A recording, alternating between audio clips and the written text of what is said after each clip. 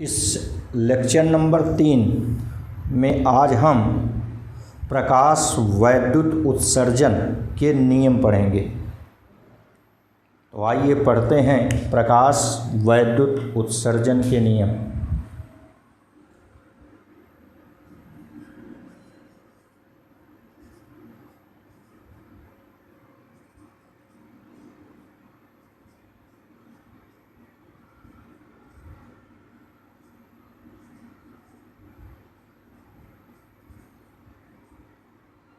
Laws of photoelectric emission.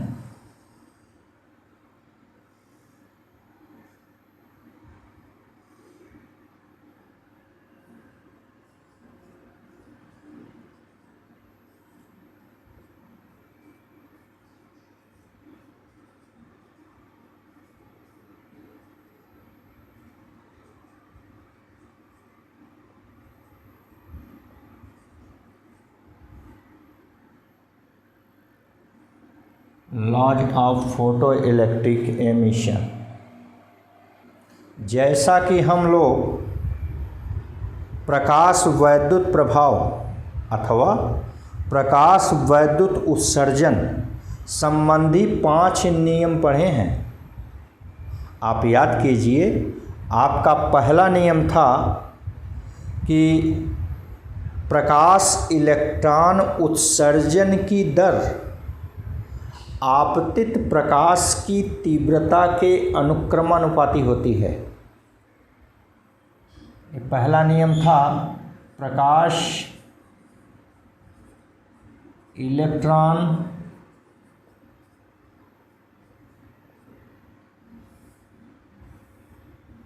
उत्सर्जन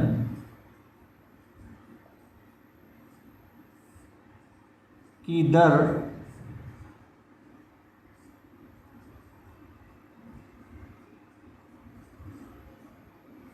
आपतित प्रकाश की तीव्रता के अनुक्रमानुपाती होती है।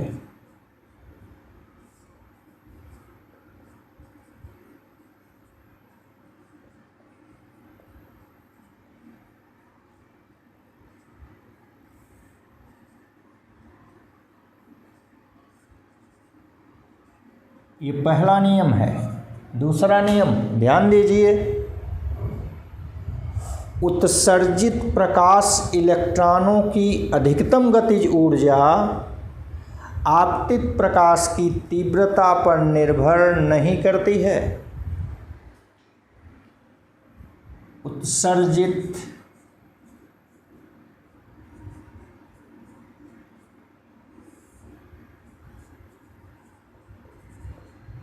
प्रकाश इलेक्ट्रॉनों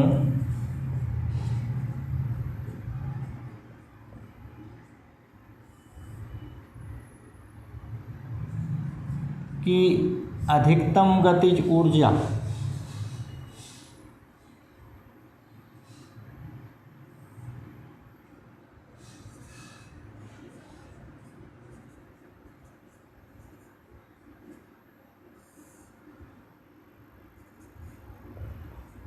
आपतित प्रकाश की तीव्रता पर निर्भर नहीं करती।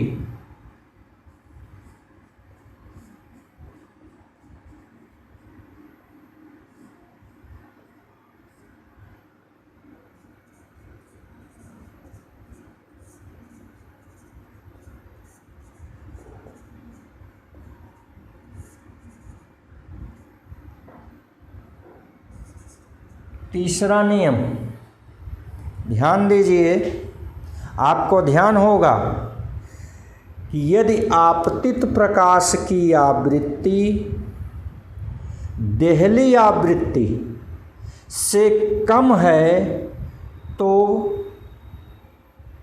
इलेक्ट्रॉन उत्सर्जन नहीं होगा। आपतित प्रकाश की तीव्रता चाहे जो हो। क्लियर? आपतित प्रकाश की आवृत्ति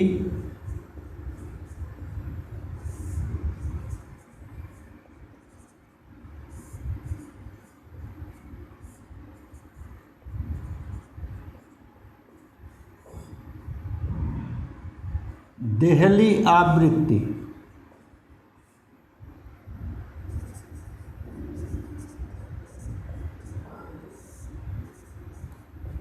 से कम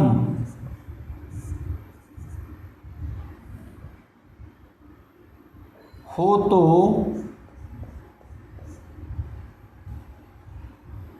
इलेक्ट्रॉन उत्सर्जन नहीं होगा।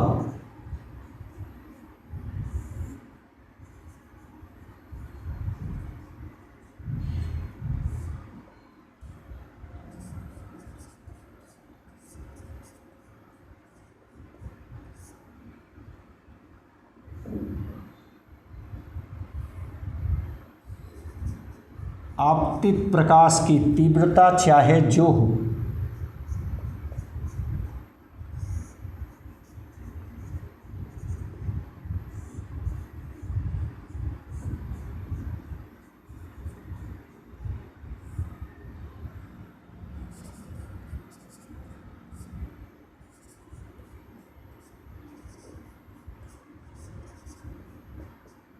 ठीक, आपतित प्रकाश की तीव्रता चाहे जितना अधिक हो, यदि आपतित प्रकाश की आवृत्ति देहली आवृत्ति से कम है तो फिर इलेक्ट्रॉन उत्सर्जन नहीं होगा। ये तीसरा नियम आप ध्यान दीजिए, आप इसको बताए थे। क्लियर? और आप ध्यान दीजिए, उत्सर्जित प्रकाश इलेक्ट्रॉनों की अधिकतम गतिज ऊर्जा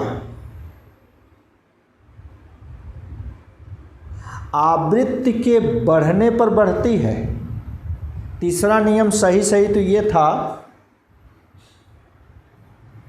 इसको हम लिख दे रहे हैं तीसरा नियम, और ये चौथा नियम। ठीक, यद्यपि पहला, दूसरा, तीसरा, चौथा किसी को भी कह सकते हैं, लेकिन चूंकि यहाँ एक क्रम है, सुविधा है, तो इसलिए हम अपनी सुविधा के अनुसार क्रम से ही लिख रहे हैं। तो तीसरा नियम तो क्या है कि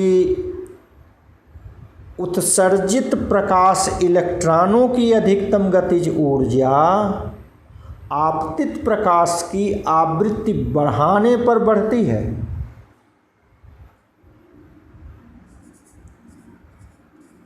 उत्सर्जित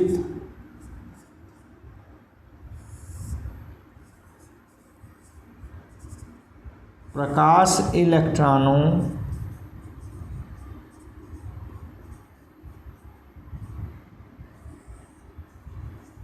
की अधिकतम गतिज ऊर्जा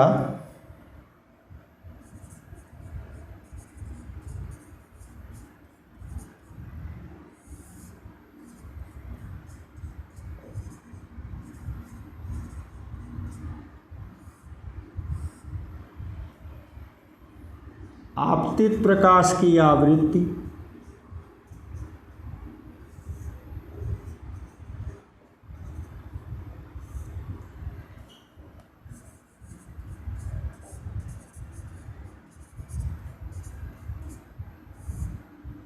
बढ़ाने पर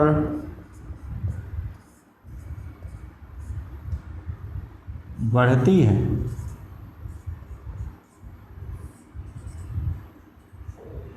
ये तीसरा नियम। और चौथा नियम ये आपने बताया कि आपतित प्रकाश की आवृत्ति देहली आवृत्ति से कम है तो फिर इलेक्ट्रॉन उत्सर्जन नहीं होगा, तीव्रता चाहे जो भी हो। क्लियर? आइए पांचवां पढ़ते हैं। प्लेट की सतह पर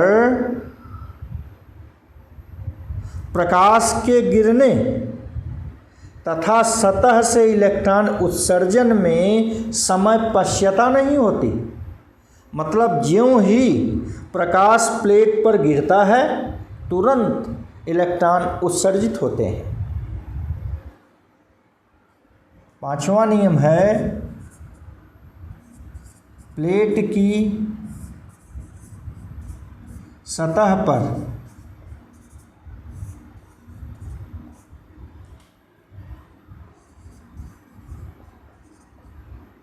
प्रकाश के पड़ने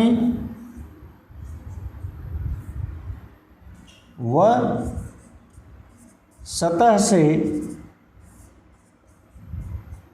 प्रकाश इलेक्ट्रॉन उत्सर्जन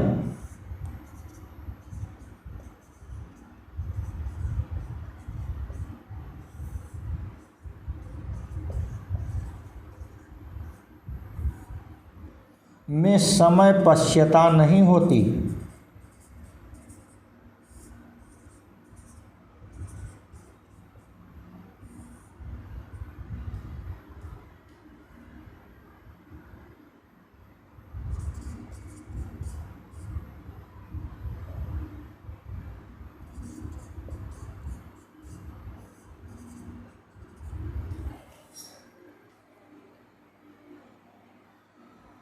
अर्थात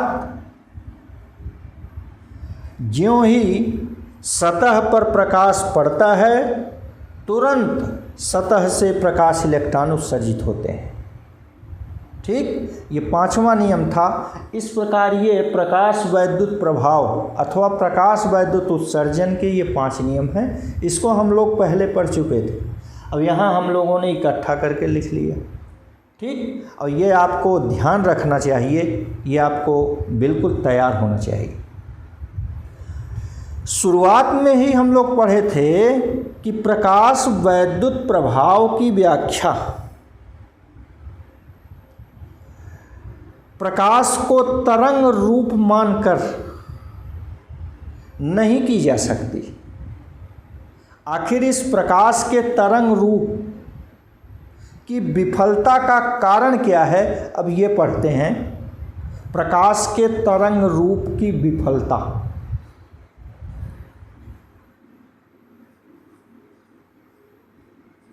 प्रकाश के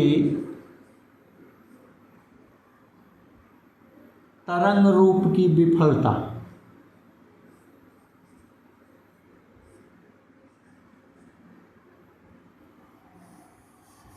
तरंग सिद्धांत की विफलता।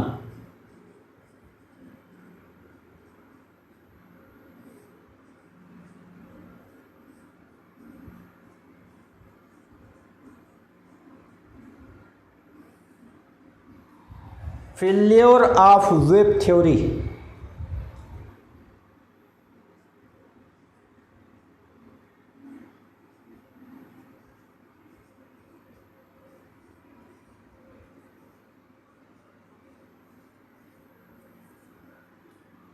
Of light.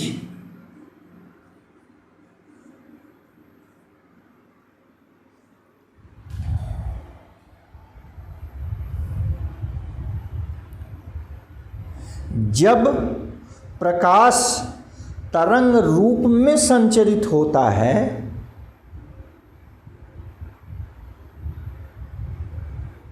तो इसकी तीव्रता बढ़ाने पर आयाम बढ़ जाता है, जिससे संचित ऊर्जा बढ़ जाती है। फलतः इलेक्ट्रॉन उत्सर्जन की गतिज ऊर्जा बढ़ जाती है, जो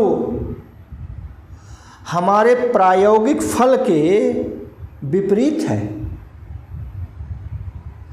प्रायोगिक फल में ये कहा गया था कि उत्सर्जित प्रकाश इलेक्ट्रॉनों की अधिकतम गतिज ऊर्जा तीव्रता पर निर्भर नहीं करती है। ठीक, इसलिए हमारी यह वेव थ्योरी तरंग सिद्धांत फेल हो गए। आप क्या कह रहे हैं? जब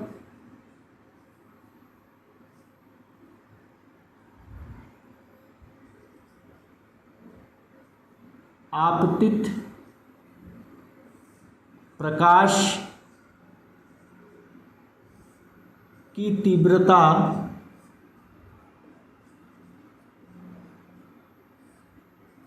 बढ़ाई जाती है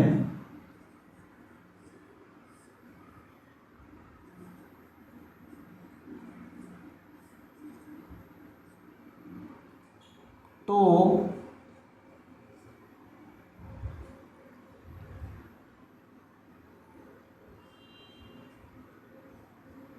तरंग रूप में संचरित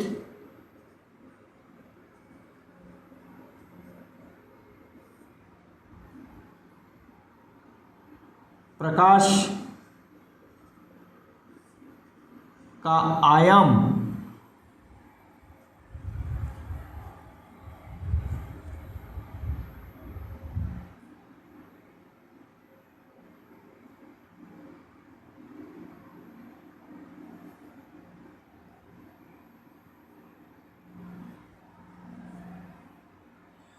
जब आपतित प्रकाश की तीव्रता बढ़ाई जाती है तो संचरित तरंग का आयाम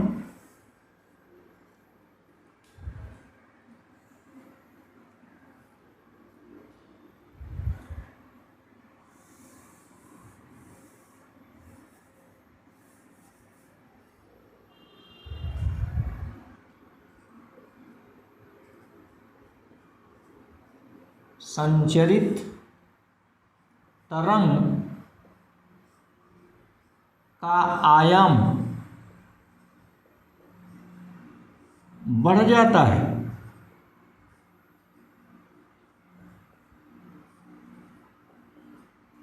जिससे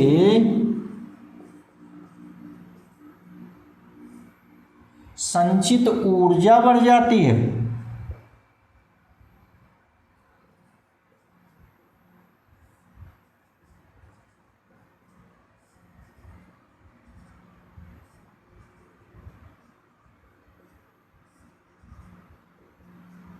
ठीक, संचित ऊर्जा बढ़ जाती है।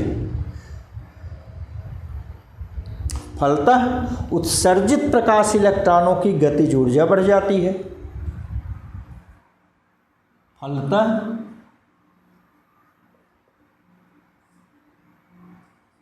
उत्सर्जित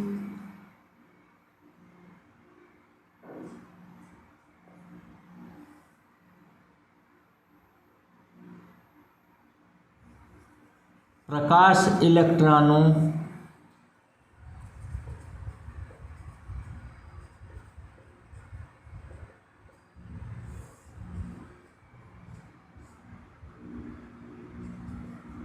की अधिकतम गतिज ऊर्जा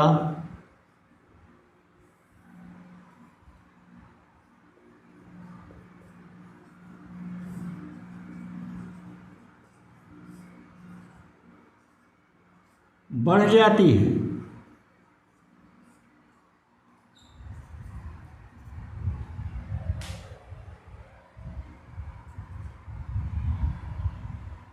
जो प्रकाश वैद्युत उत्सर्जन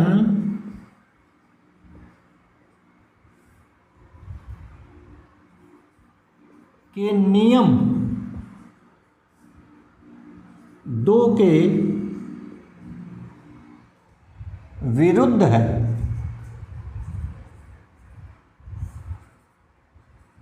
आप प्रकाश वैद्युत उत्सर्जन का दूसरा नियम बताए थे कि उत्सर्जित प्रकाश इलेक्ट्रॉनों की अधिकतम गतिज ऊर्जा तीव्रता पर निर्भर नहीं करती है। तीव्रता बढ़ाइए घटाइए, ठीक, उसके उत्सर्जित प्रकाश इलेक्ट्रॉनों की अधिकतम गतिज ऊर्जा अप्रभावित रहेगी, तीव्रता पर निर्भर नहीं करेगी। जबकि यहाँ आप कह रहे हैं कि तीव्रता बढ़ाने पर गतिज ऊर्जा बढ़ जाएगी। ठीक, ये कारण था वेव थ्योरी के फेल होने का, विफलता का। दूसरा कारण देखिए, क्लियर हो गए? दूसरा कारण ध्यान दीजिए, यदि इस तरंग सिद्धांत के अनुसार यदि आपतित प्रकाश की तीव्रता एक निश्चित तीव्रता से अधिक है तो फिर इलेक्ट्रॉन उत्सर्जन अवश्य होगा, आवृत्ति चाहे जो भी हो।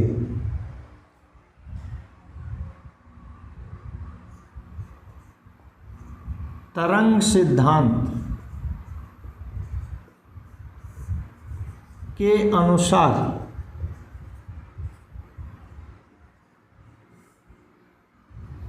यदि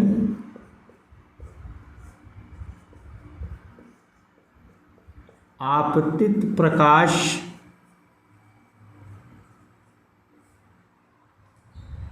की तीव्रता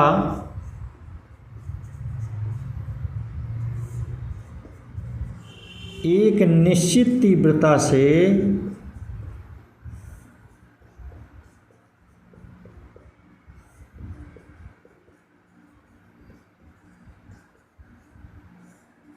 अधिक है तो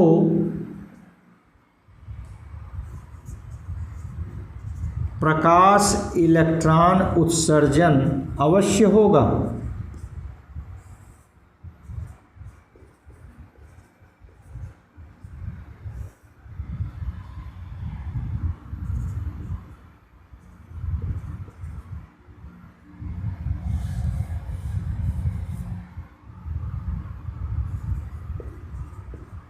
जरूर होगा।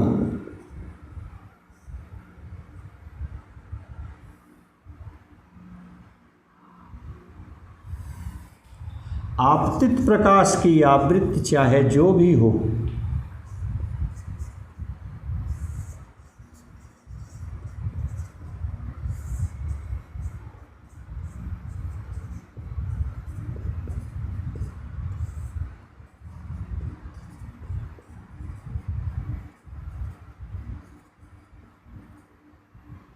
ठीक, आप ध्यान दीजिए, यह नियम नंबर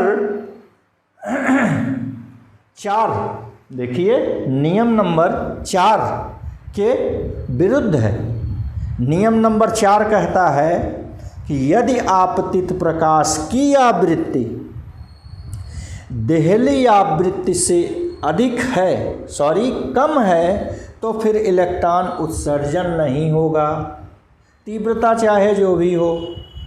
जबकि यहाँ आप देखिए उसका ठीक विपरीत कह रहे हैं कि तीव्रता एक निश्चित मान से अधिक है तो फिर इलेक्ट्रॉन उत्सर्जन होगा, आवृत्ति चाहे जो भी हो। ठीक, यह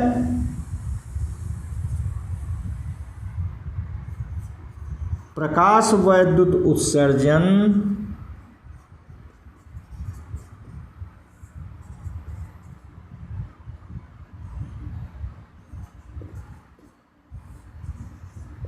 के नियम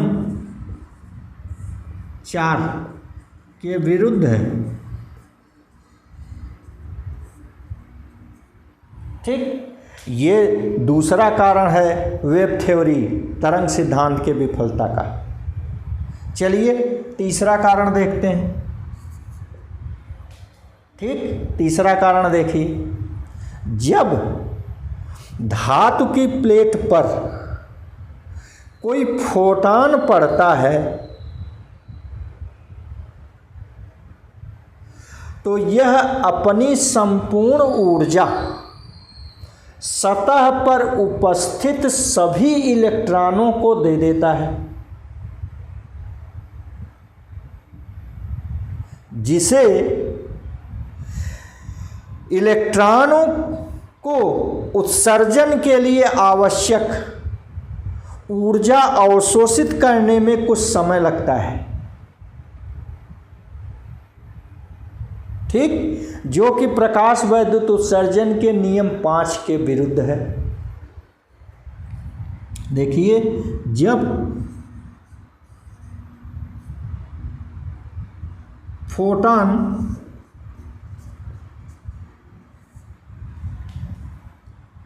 धातु की प्लेट पर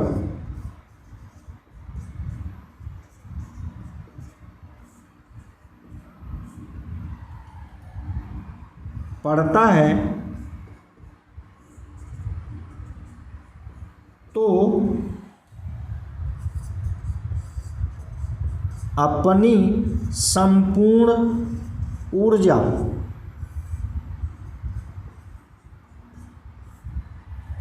सतह पर उपस्थित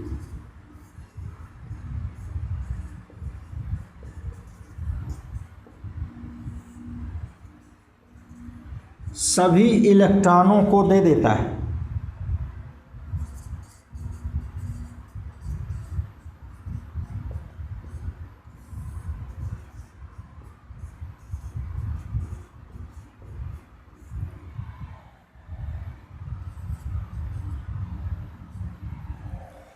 इस प्रकार इलेक्ट्रॉन उत्सर्जन के लिए आवश्यक ऊर्जा अवशोषित करने में इलेक्ट्रॉन को कुछ समय लगता है।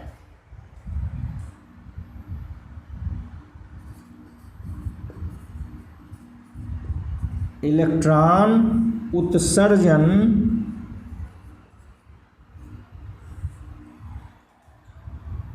के लिए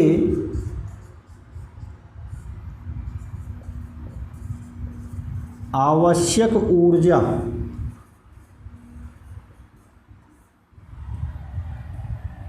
अवशोषित करने में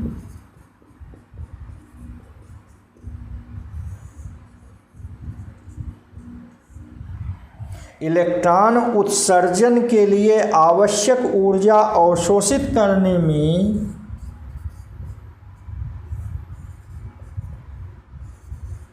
कुछ समय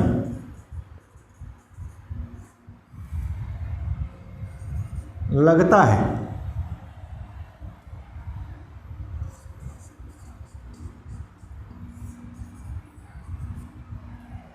ठीक, जो प्रकाश विद्युत उत्सर्जन के नियम 5 का विरोध करता है, 5 के विरुद्ध है।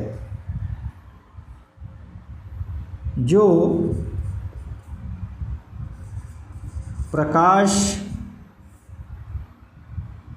विद्युत उत्सर्जन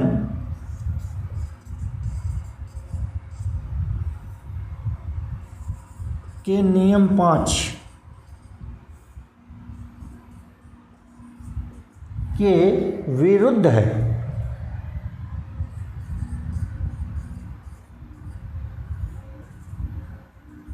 ठीक, प्रकाश विद्युत उत्सर्जन के नियम 5। नियम 5 ध्यान दीजिए, धातु की प्लेट पर फोटॉन के गिरने तथा सतह से इलेक्ट्रॉन उत्सर्जन में समय पश्यता नहीं होती है, जबकि यहाँ देखिए कह रहे हैं कि कुछ समय लगता है। तो इन कारणों से ये जो तरंग सिद्धांत है यह फेल हो गया। ये प्रकाश विद्युत उत्सर्जन के नियमों की व्याख्या नहीं कर सका। क्लियर?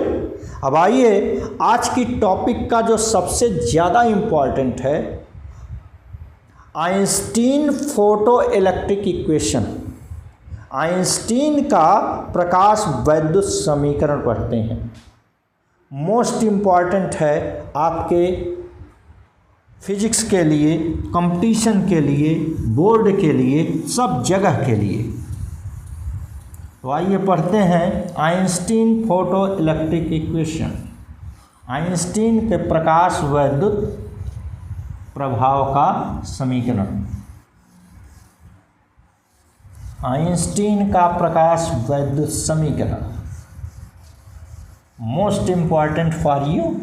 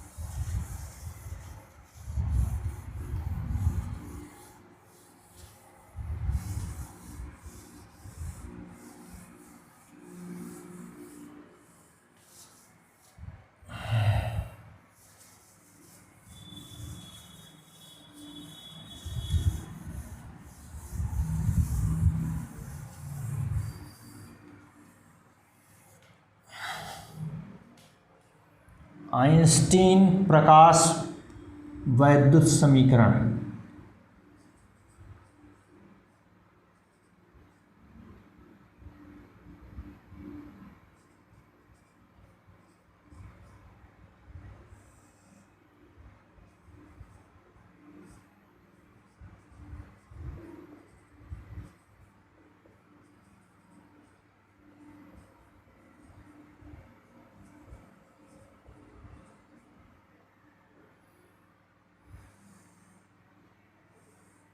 Einstein's photoelectric equation.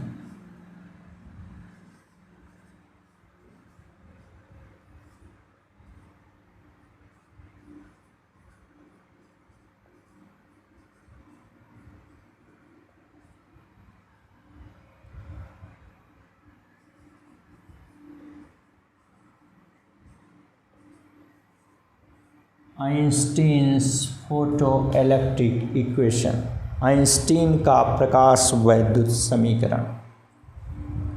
ठीक, आइंस्टीन ने 1905 में प्लांक के क्वांटम सिद्धांत के आधार पर इस प्रकाश वैद्युत प्रभाव की व्याख्या की।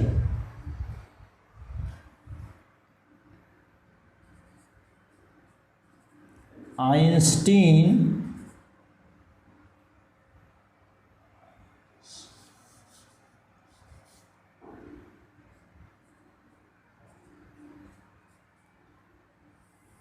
ने 1905 में प्लांक के क्वांटम सिद्धांत के आधार पर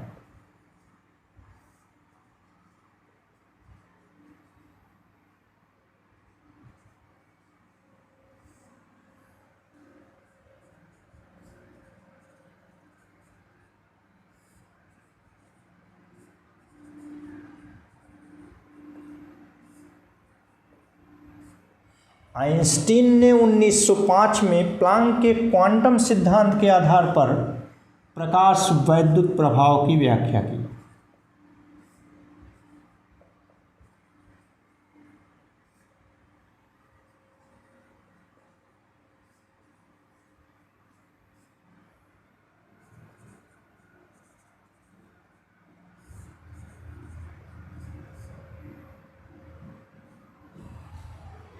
इस सिद्धांत के अनुसार प्रकाश ऊर्जा के छोटे छोटे बंडलों अर्थात पैकेटों के रूप में संचरित होता है।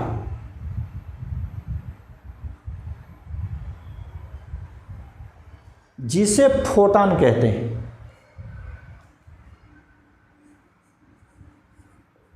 प्रकाश ऊर्जा के छोटे छोटे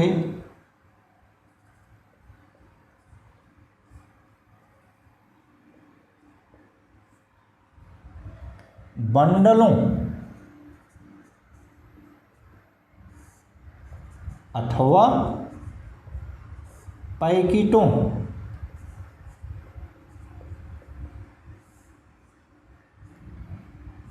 के रूप में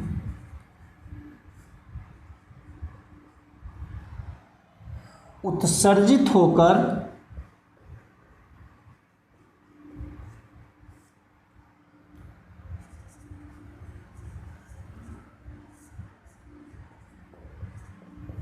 तरंगों के रूप में संचरित होता है।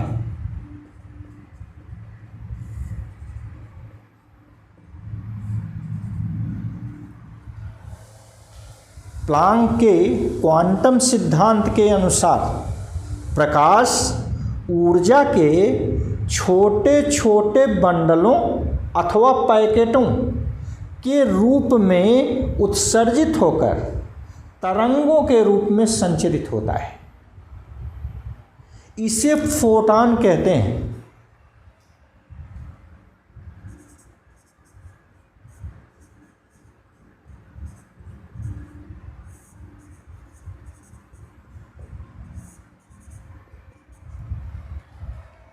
प्रत्येक फोटॉन की ऊर्जा h न्यू होती है।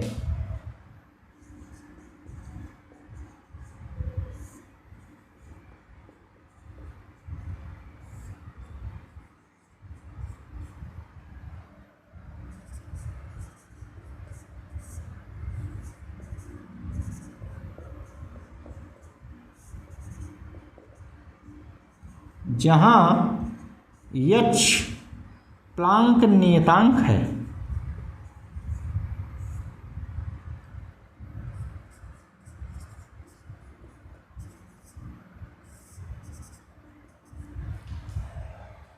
आपतित प्रकाश की तीव्रता इन्हीं फोटॉनों की संख्या पर निर्भर करती है।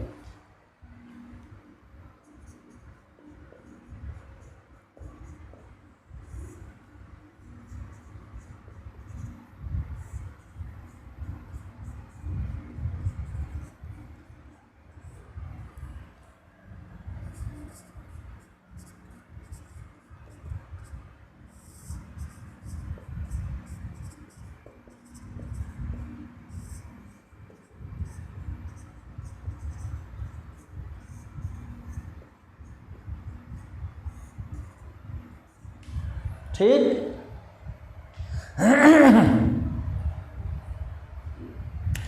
माना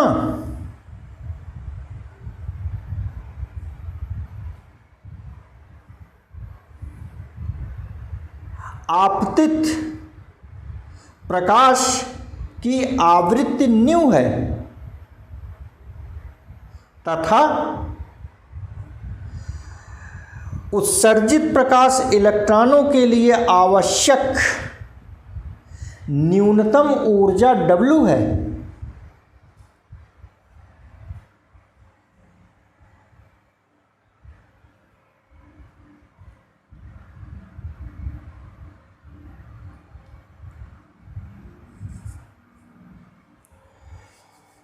सबसे पहले तो ये देखिए, जब फोटॉन धातु की सतह से टकराता है तो अपनी संपूर्ण ऊर्जा सतह पर उपस्थित इलेक्ट्रॉनों में से किसी एक इलेक्ट्रॉन को दे देता है और उसका स्वयं का अस्तित्व समाप्त हो जाता है। फिर से सुन लें, जब धातु की प्लेट से फोटॉन टकराता है तो अपनी संपूर्ण ऊर्जा सतह पर उपस्थित इलेक्ट्रॉनों में से किसी एक इलेक्ट्रॉन को दे देता है और उसका स्वयं का अस्तित्व समाप्त हो जाता है। जब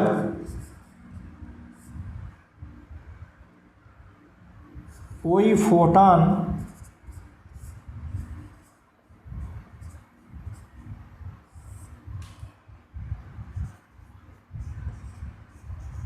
धातु की प्लेट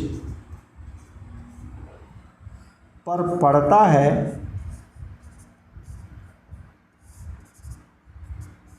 तो अपनी संपूर्ण ऊर्जा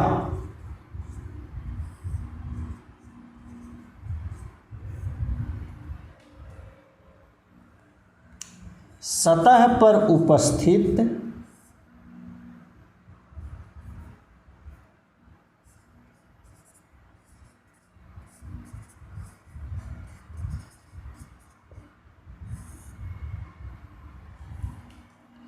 इलेक्ट्रॉनों में से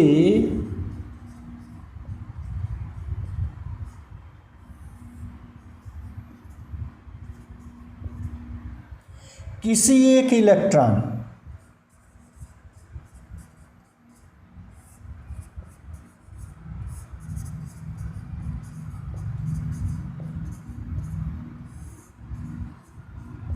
को दे देता है तथा उसका स्वयं का अस्तित्व समाप्त हो जाता है।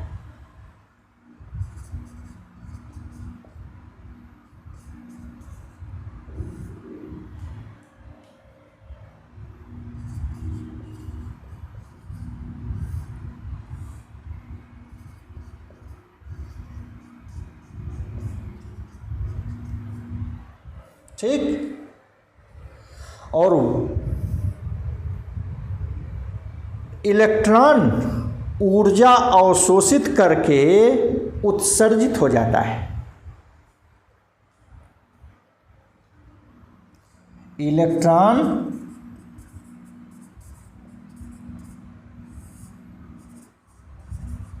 ऊर्जा अवशोषित करके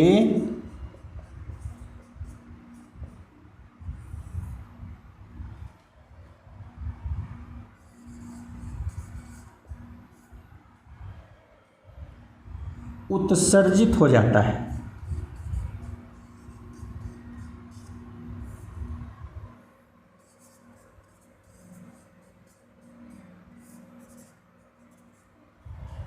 ठीक,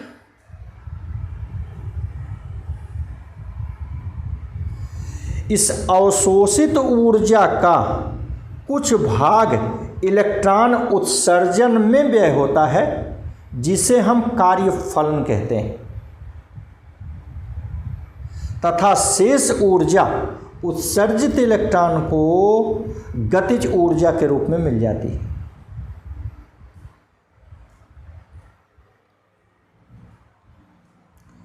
इस ऊर्जा का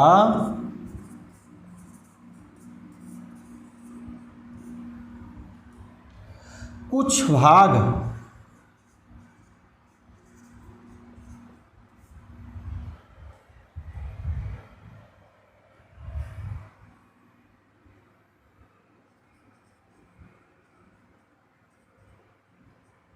इलेक्ट्रॉन उत्सर्जन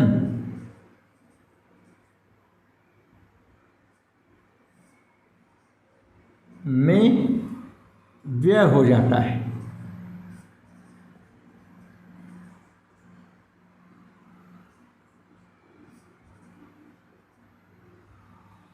जिसे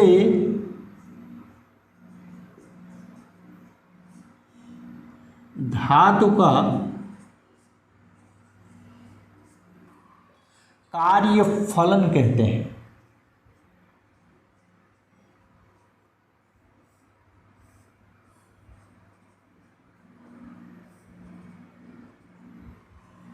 तथा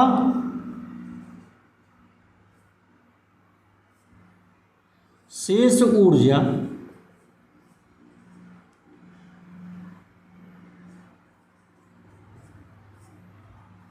उत्सर्जित इलेक्ट्रॉन को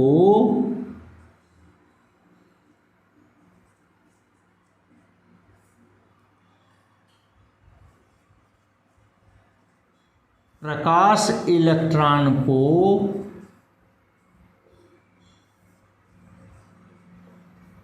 गतिज ऊर्जा के रूप में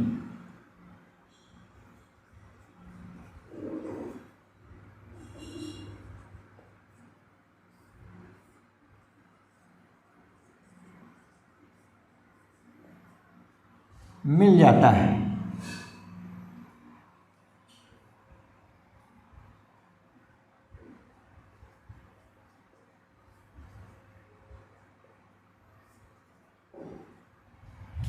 ठीक, माना आपतित प्रकाश की आवृत्ति न्यू तथा इलेक्ट्रॉन उत्सर्जन के लिए आवश्यक न्यूनतम ऊर्जा W है।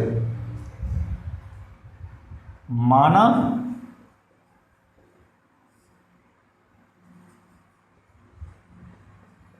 आपतित फोटॉन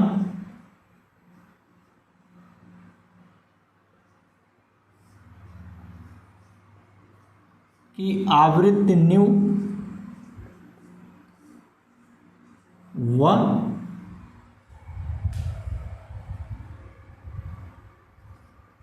इलेक्ट्रॉन उत्सर्जन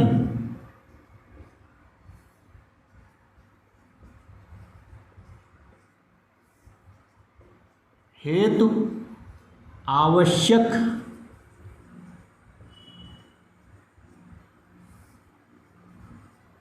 न्यूनतम ऊर्जा अर्थात धातु का कार्यफलन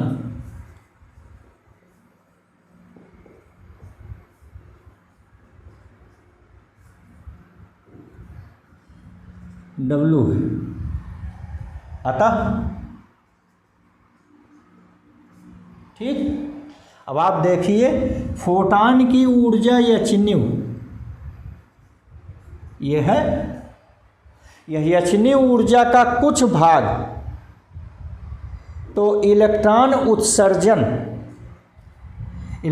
उत्सर्जन के लिए आवश्यक न्यूनतम ऊर्जा को कार्यफलन W कह दिए।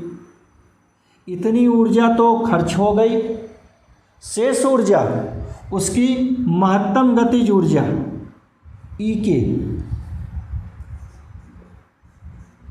ठीक, शेष ऊर्जा उत्सर्जित प्रकाश इलेक्ट्रॉन की अधिकतम गतिज ऊर्जा E के रूप में उसे मिल जाती है।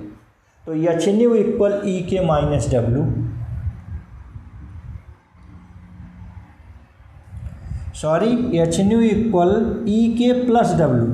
ध्यान दीजिए W ऊर्जा तो व्यय हुई और शेष ऊर्जा बच गई E के, तो टोटल ऊर्जा हो गई E के प्लस W। क्लियर? फिर से सुन लें, जब फोटान सतह पर पड़ा तो अपनी संपूर्ण ऊर्जा एचन्यू किसी एक इलेक्ट्रॉन को दे दिया और वह इलेक्ट्रॉन इस संपूर्ण ऊर्जा एचन्यू को अवशोषित करके उत्सर्जित हो गया। इलेक्ट्रॉन उत्सर्जन में आवश्यक न्यूनतम ऊर्जा W व्यय हुई और शेष ऊर्जा उसको अधिकतम गतिज ऊर्जा E के रूप में मिल गई। इस प्रकार यह कुल ऊर्जा बराबर W प्लस अधिकतम गतिज ऊर्जा E के। क्लियर? ये हो गया। इसे हम समीकरण 1 मान रहे हैं, जहाँ E के उत्सर्जित प्रकाश इलेक्ट्रॉन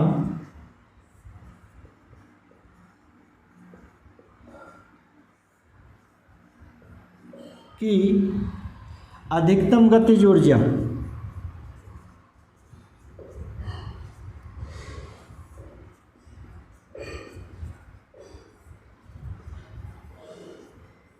जहाँ, या इसको हम मिटा दे रहे हैं, थोड़ा शॉर्ट कर दें, उत्सर्जित प्रकाश इलेक्ट्रॉन की अधिकतम गतिज ऊर्जा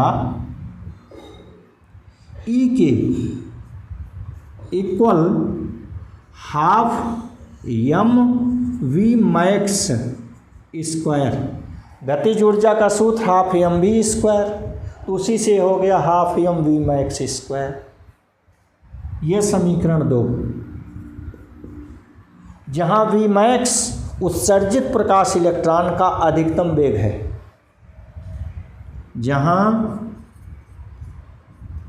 v मैक्स उत्सर्जित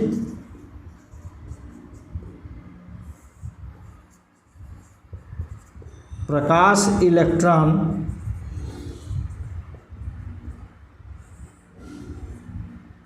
का अधिकतम वेग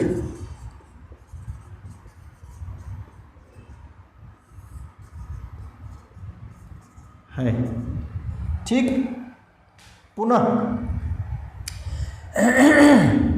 यदि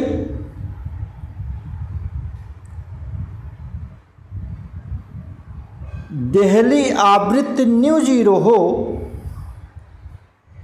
यदि आपतित प्रकाश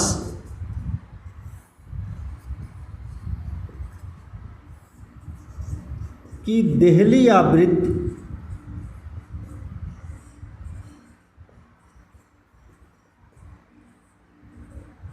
न्यू जीरो हो तो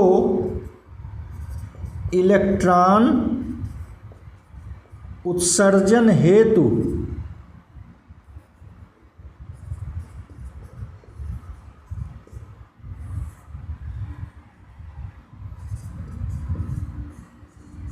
आवश्यक न्यूनतम ऊर्जा अर्थात धातु का कार्यफलन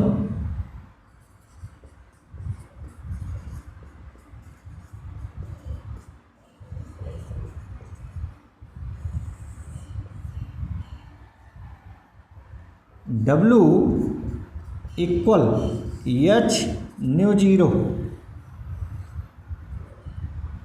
ये समीकरण 3 हो गया। समीकरण 1, 2 व 3 से समीकरण 1, 2 व 3 से आप देखिए समीकरण 1, यहाँ से आप देखिए हम ई के निकालना चाह रहे हैं। ई के इक्वल एच न्यू, ये डब्लू प्लस है, बाईं ओर आया माइनस डब्लू, ठीक। अथवा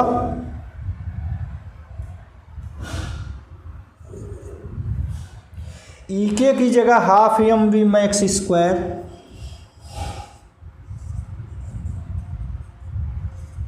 equal h nu minus W का मान एच न्यू जीरो, ठीक। आइए इसको मिटा कर लिखें।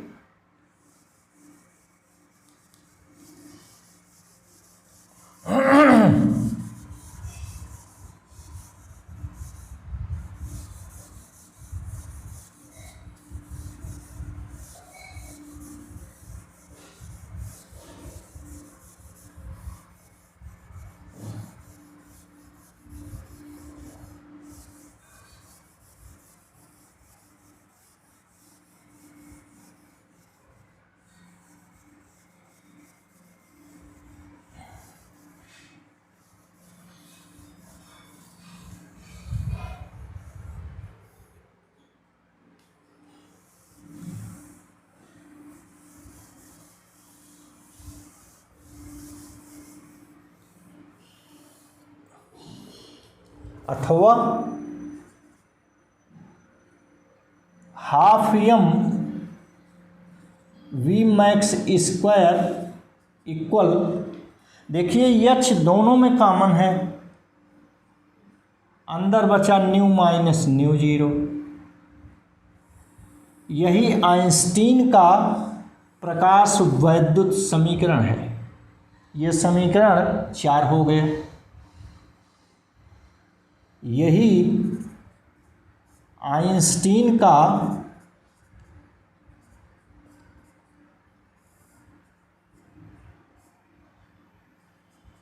प्रकाश वैद्युत समीकरण है।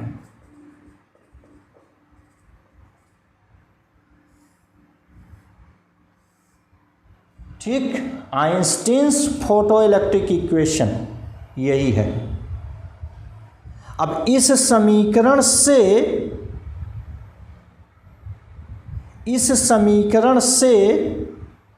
प्रकाश वैद्युत प्रभाव के व्याख्या की जा सकती है।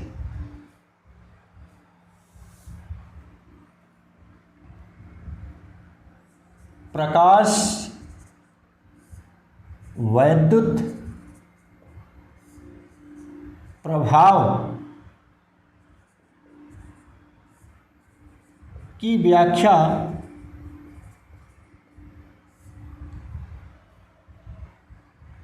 इसी समीकरण 4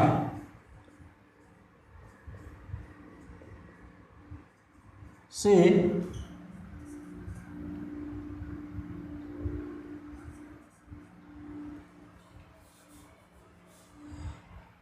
प्रकाश वैद्युत प्रभाव की व्याख्या इसी समीकरण 4 से होती है।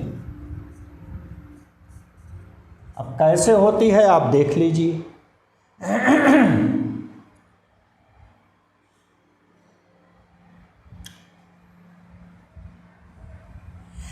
इसको हम समीकरण 4 अगर कहें तो ये समीकरण 5 हो गया, तो यहाँ हम समीकरण 5 लिख देंगे।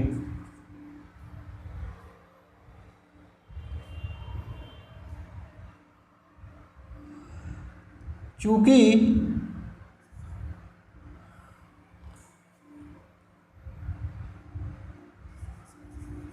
प्रकाश वैद्युत प्रभाव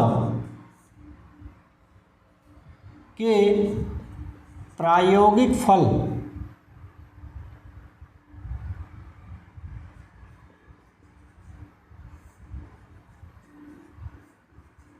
से प्राप्त समीकरण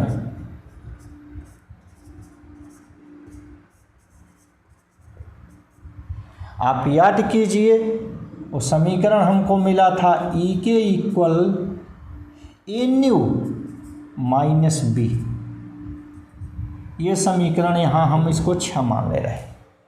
समीकरण 4 व 6 की तुलना करने पर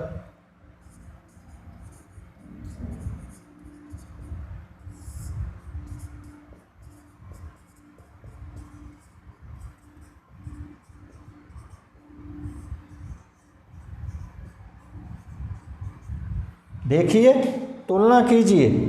समीकरण 6 का 6 में न्यू का गुणांक है ए और 4 में न्यू का गुणांक है एच। इस प्रकार यह ए बराबर हमको मिला एच। ठीक, ए बराबर एच। एच क्या है? प्लांक नियतांक।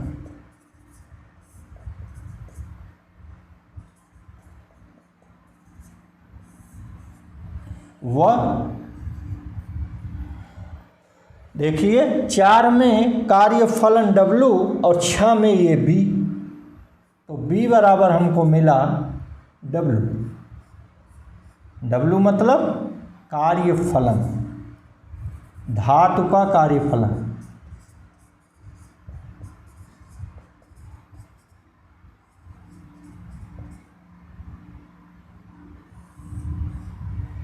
ठीक, ये हमको मिला।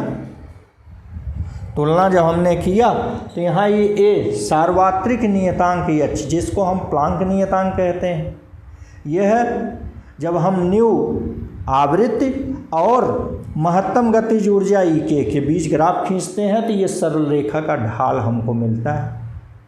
ये सदैव नियत होता है, इसीलिए हम इसको सार्वत्रिक नियतांक कहते हैं। तुलना करने पता चला कि यह है प्लांक नियतांक ही है, एच है। क्लियर? आइए आगे देखते हैं। जरा हम इस समीकरण 5 से व्याख्या करें। नंबर 1, आप ध्यान दीजिए, जब न्यू आवृत्ति का प्रकाश धातु की प्लेट पर गिरता है, पड़ता है, ठीक, तो यह फोटान, प्रकाश फोटान अपनी संपूर्ण ऊर्जा धातु की सतह पर उपस्थित किसी एक इलेक्ट्रॉन को दे देता है और तथा इसका स्वयं का अस्तित्व समाप्त हो जाता है। आप फिर से देखिए, जब कोई धातु की सतह पर, आपसे ये कहा जा रहा है कि जब धातु की सतह पर निश्चित आवृत्ति न्यू के प्रकाश की तीव्रता बढ़ाई जाती है तो सतह से प्रति सेकंड टकराने वाले फोटॉनों की संख्या बढ़ जाती है, किंतु प्रत्येक फोटॉन की ऊर्जा एच न्यू नियत रहती है, वो नहीं बदलती है। जब आवृत्ति न्यू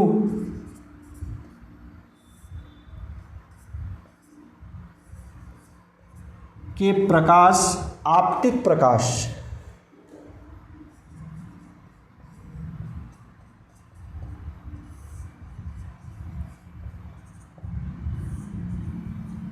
की तीव्रता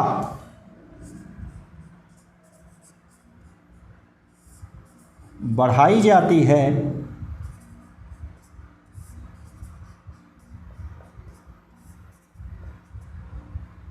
तो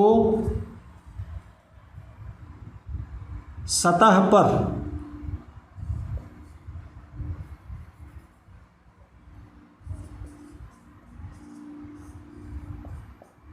प्रति सेकंड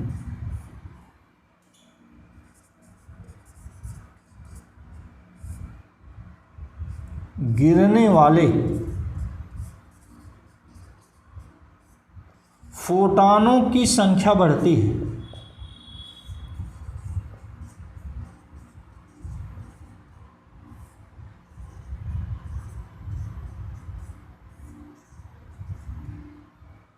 किंतु प्रत्येक फोटॉन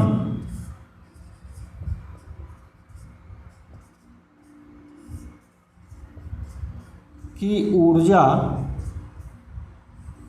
h न्यू ही रहती है। अतः तीव्रता बढ़ाने से उत्सर्जित प्रकाश इलेक्ट्रॉनों की दर या प्रकाश इलेक्ट्रॉनों के उत्सर्जन की दर बढ़ती है, किंतु उत्सर्जित प्रकाश इलेक्ट्रॉनों की अधिकतम गतिज ऊर्जा वही रहती है, वो नहीं बदलती है। इससे प्रकाश वैद्युत प्रभाव के पहले दो नियमों की व्याख्या होती है। देखिए, अतः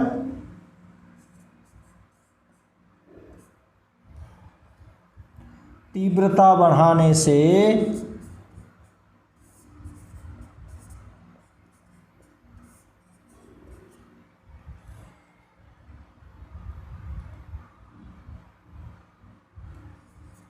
प्रकाश इलेक्ट्रॉनों के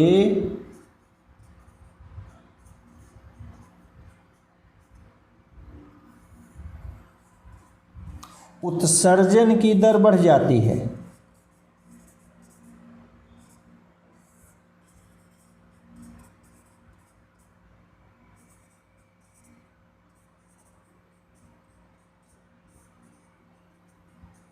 किंतु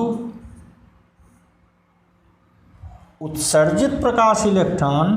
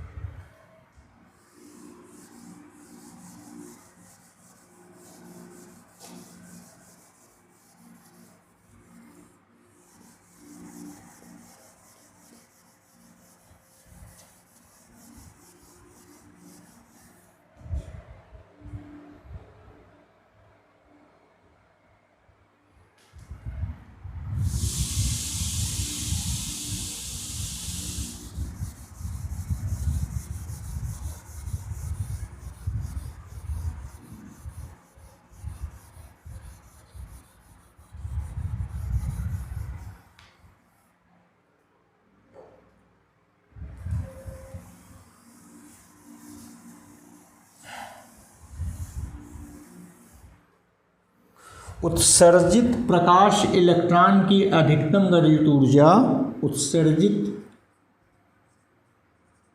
प्रकाश इलेक्ट्रॉन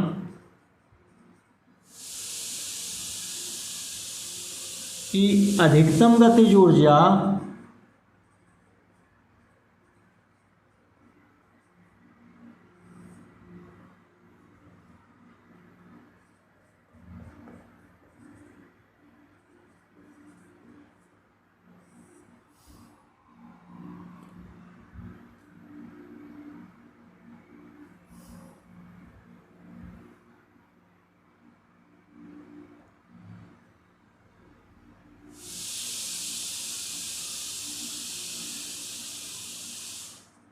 नहीं बदलती है।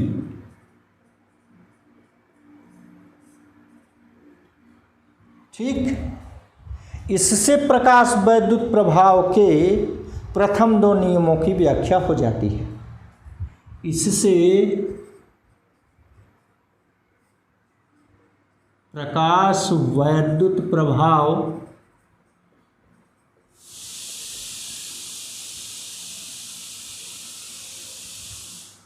के प्रथम दो नियमों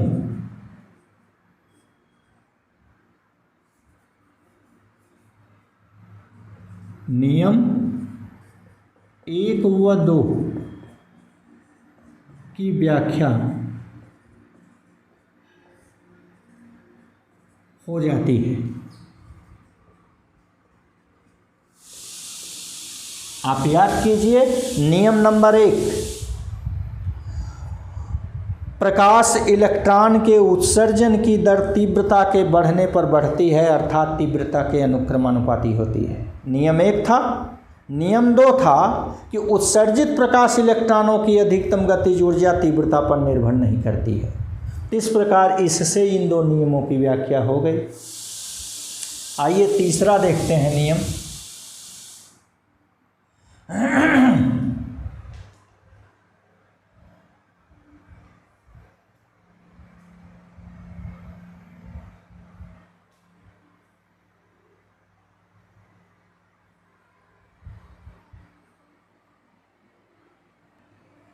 यहाँ आप देखिए, यदि हम आवृत्ति बढ़ा दें, देखिए न्यू बढ़ जाए तो ये अधिकतम गतिज ऊर्जा बढ़ जाएगी। ठीक, बोलिए, ये आवृत्ति बढ़ा दें तो ये अधिकतम गतिज ऊर्जा बढ़ जाएगी।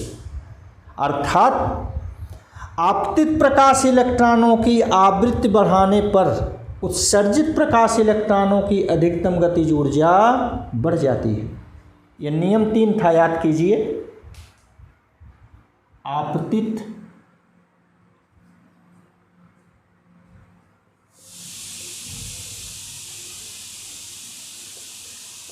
प्रकाश की आवृत्ति बढ़ाने पर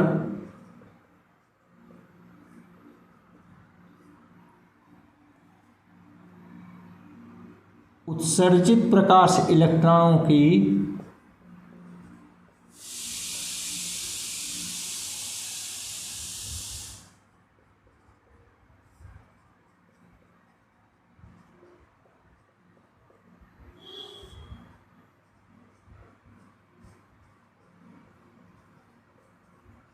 अधिकतम गतिज ऊर्जा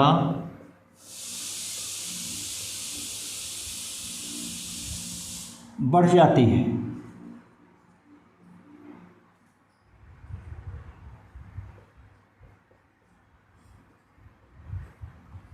इससे प्रकाश वैद्युत प्रभाव के नियम 3 की व्याख्या होती है। नियम 3 आपको याद है कि आपतित प्रकाश की आवृत्ति बढ़ाने से उत्सर्जित प्रकाश इलेक्ट्रॉनों की अधिकतम गतिज ऊर्जा बढ़ जाती है। इससे नियम 3 व्याख्या होती है।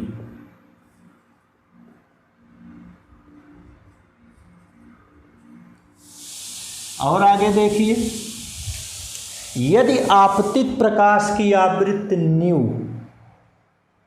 देहली आवृत्ति न्यू 0 से कम है, तो देखिए अधिकतम गतिज ऊर्जा ऋणात्मक होगी। देखिए यह न्यू कम है, न्यू 0 से, यह ऋणात्मक मान ज़्यादा हो गया तो इसका मतलब अधिकतम गतिज ऊर्जा ऋणात्मक हो जाएगी, जो कि असंभव है। इसका अर्थ क्या हुआ कि आपतित प्रकाश की आवृत्ति हमेशा न्यू 0 से अधिक होनी चाहिए, तभी प्रकाश इलेक्ट्रॉन उत्सर्जन होगा। क्लियर? इससे नियम 4 की व्याख्या होती है। देखिए, यदि आपतित प्रकाश की आवृत्ति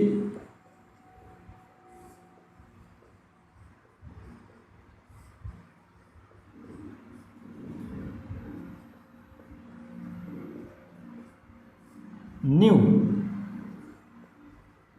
देहली आवृत्ति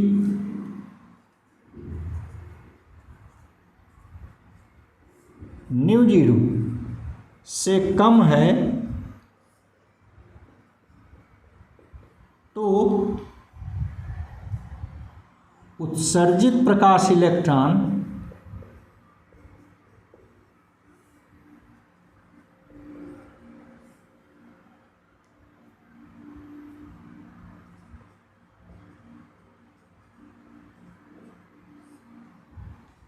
कि अधिकतम गतिज ऊर्जा ऋणात्मक होगी,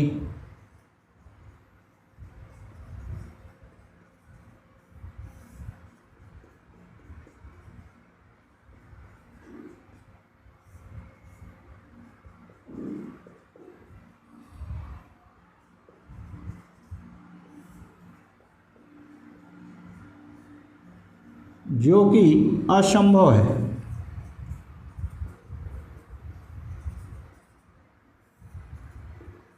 क्योंकि अधिकतम गतिज ऊर्जा या गतिज ऊर्जा कभी भी ऋणात्मक नहीं होती है।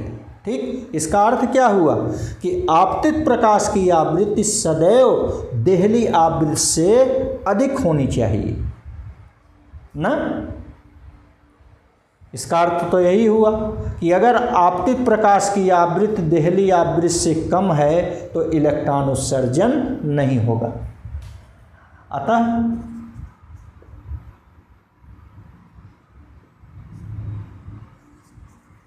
प्रकाश इलेक्ट्रॉन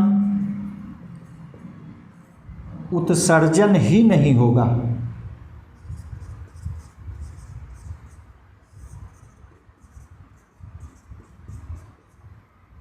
नहीं होगा। ठीक, प्रकाश इलेक्ट्रॉन उत्सर्जन नहीं होगा। कब? जब ये आपतित प्रकाश की आवृत्ति कम है। ठीक, इससे नियम 4 की व्याख्या होती है।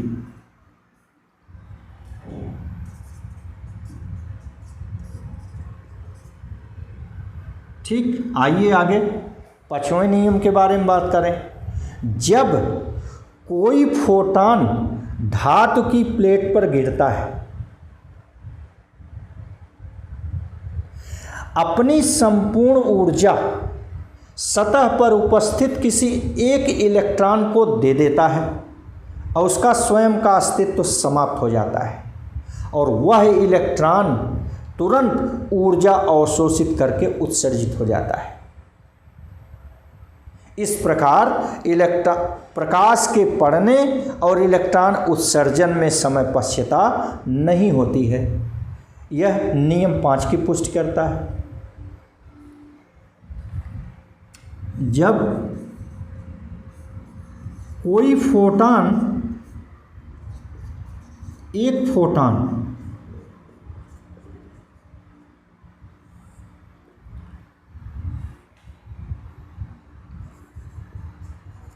धातु की प्लेट पर गिरता है, पड़ता है,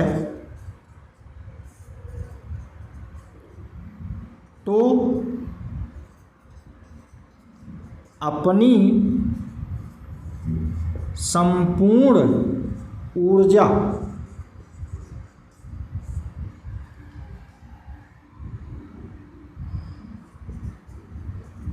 सतह के किसी एक इलेक्ट्रॉन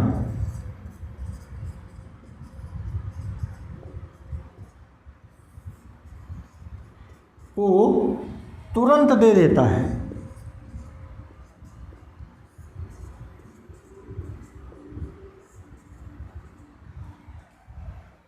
और यह इलेक्ट्रॉन ऊर्जा अवशोषित करके तुरंत उत्सर्जित हो जाता है और यह इलेक्ट्रॉन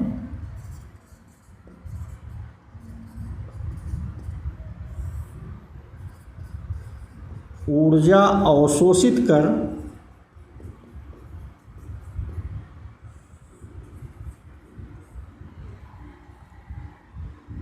तुरंत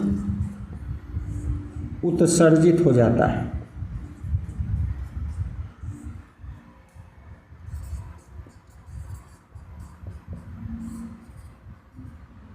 ठीक, अवशोषित कर तुरंत उत्सर्जित हो जाता है। अर्थात धातु की सतह पर फोटॉन के पड़ने और सतह से इलेक्ट्रॉन उत्सर्जन में समय पश्चता नहीं होती। अतः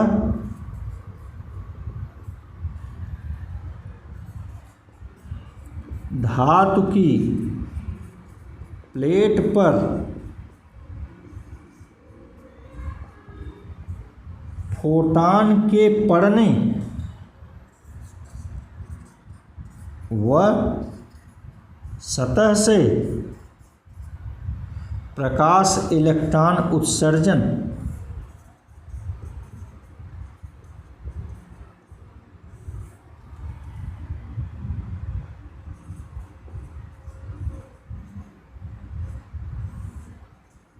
में समय पश्यता नहीं होती।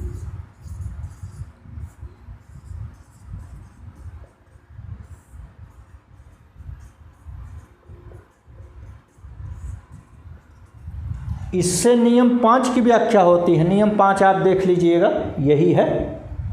इससे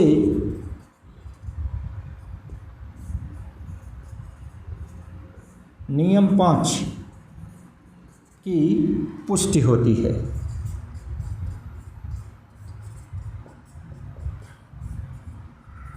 ठीक इस प्रकार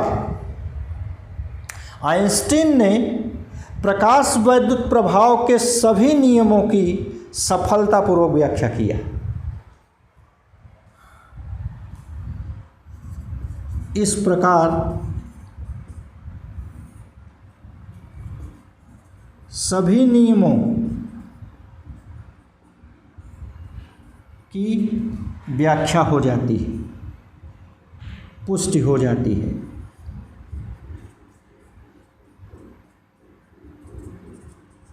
ठीक, जगह कम था इसीलिए हमने इतना लिख दिया। इस प्रकार सभी नियमों की पुष्टि हो जाती है। आइए और देखें थोड़ा।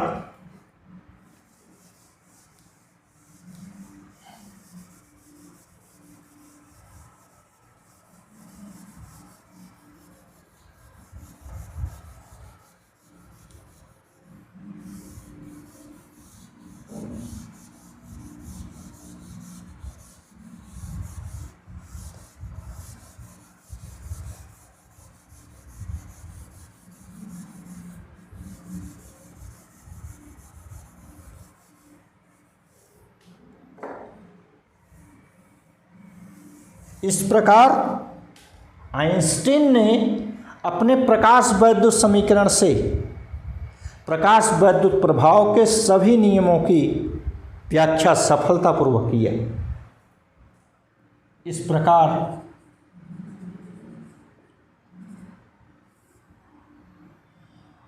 आइंस्टीन के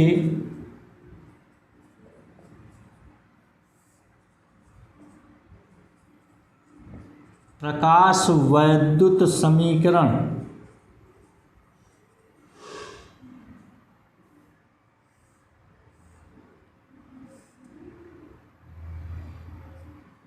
से प्रकाश वैद्युत प्रभाव के सभी नियमों की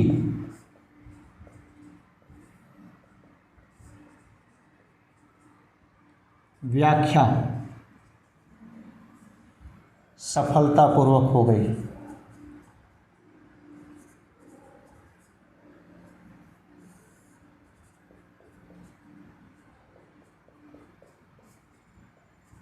ठीक, बाद में सन 1915 ईस्वी में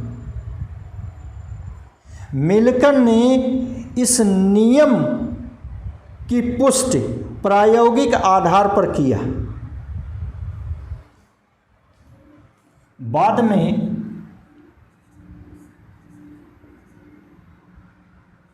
1915 ईस्वी में मिल्टन ने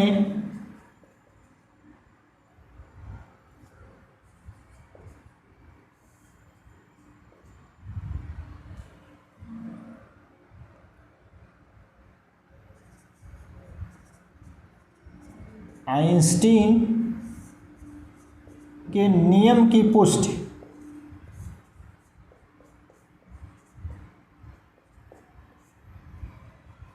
बाद में 1915 में मिल्टन ने आइंस्टीन के नियम की पुष्टि अपने प्रयोग के आधार पर किया।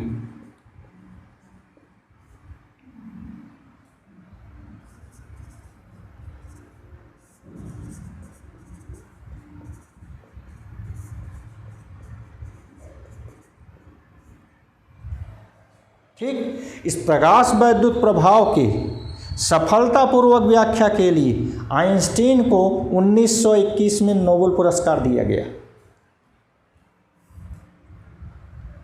आइंस्टीन को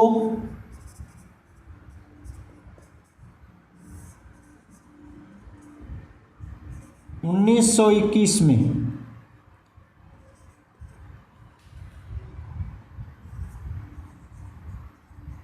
प्रकाश वैद्युत प्रभाव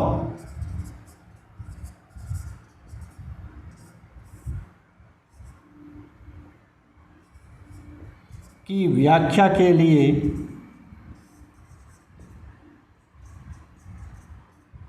नोबेल पुरस्कार दिया गया।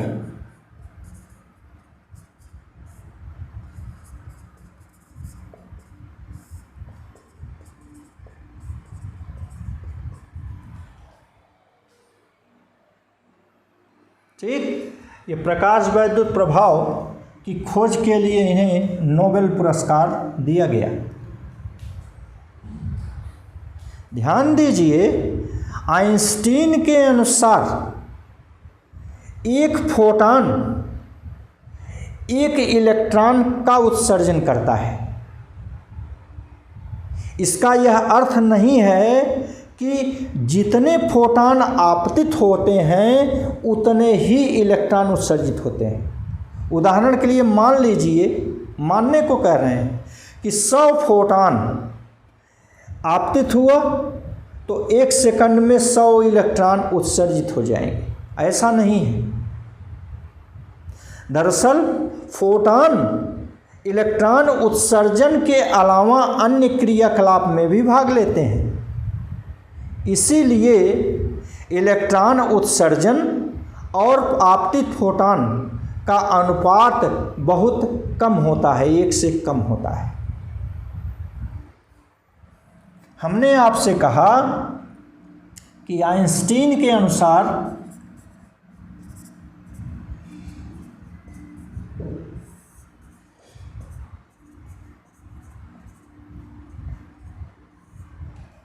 एक फोटॉन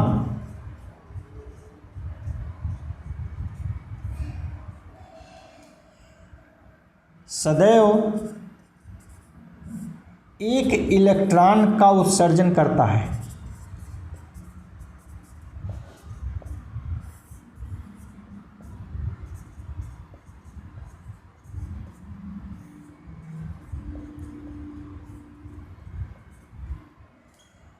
इसका यह अर्थ नहीं है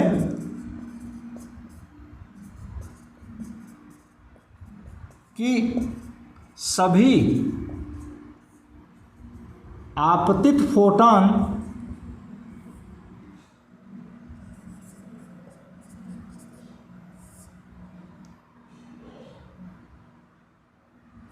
इलेक्ट्रॉन उत्सर्जन करते हैं।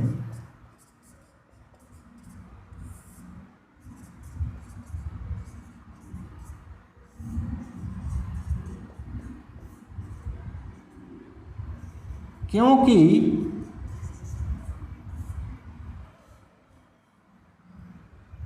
फोटॉन इलेक्ट्रॉन उत्सर्जन के अलावा भी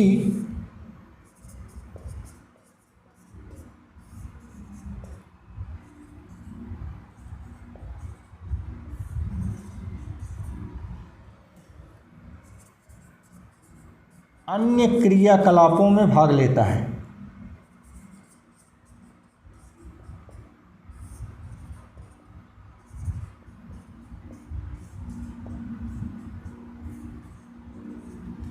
अतः इलेक्ट्रॉन उत्सर्जन की संख्या व आपतित फोटॉनों की संख्या का अनुपात सदैव 1 से बहुत कम होता है।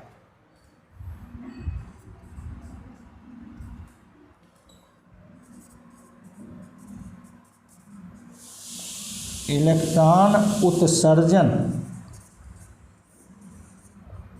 की संख्या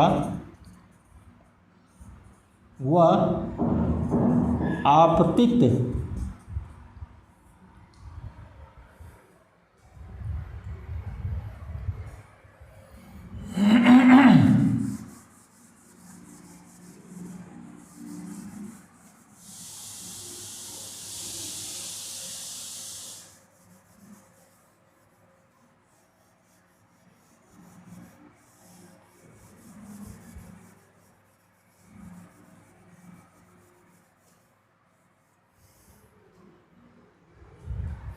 फोटॉनों की संख्या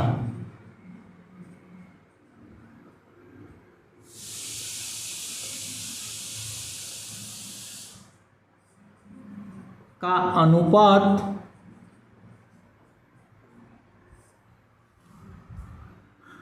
एक से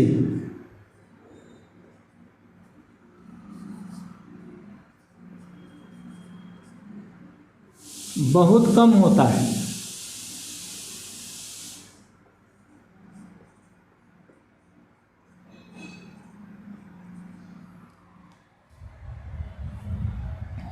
ठीक, इस अनुपात को विशेष क्रिया विधि द्वारा बढ़ाया जा सकता है।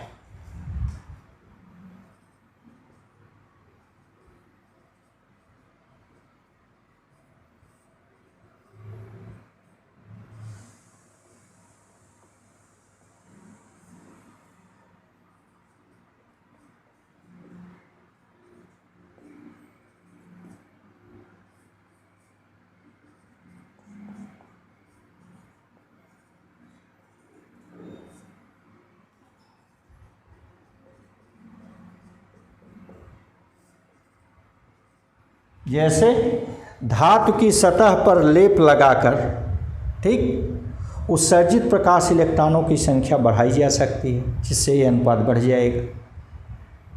ठीक है, तो यही सब हमने आइंस्टीन के प्रकाश वैद्युत समीकरण से पढ़ लिया। धन्यवाद।